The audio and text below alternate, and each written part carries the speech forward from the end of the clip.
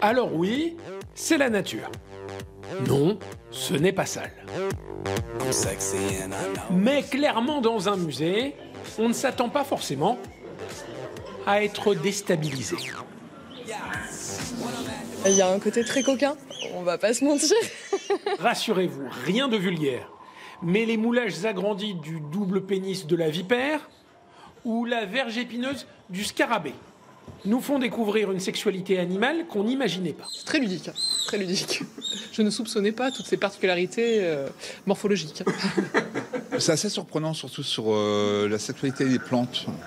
Parce que cette exposition, organisée par le Muséum de Toulouse, explore la sexualité de la faune, mais aussi de la flore, et nous apprend que la reproduction végétale, principalement assurée grâce aux insectes qui transportent les pollens, oblige certaines fleurs à faire preuve de subterfuge.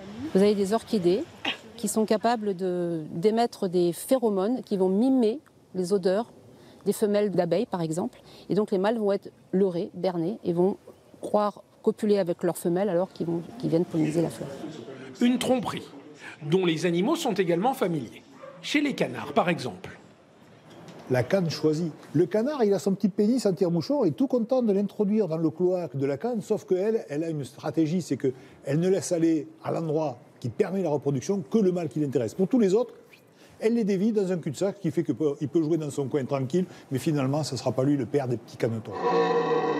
Pour séduire, chaque animal a son propre appel de rut. Alors ça peut être très viril, comme chez le cerf de Corse,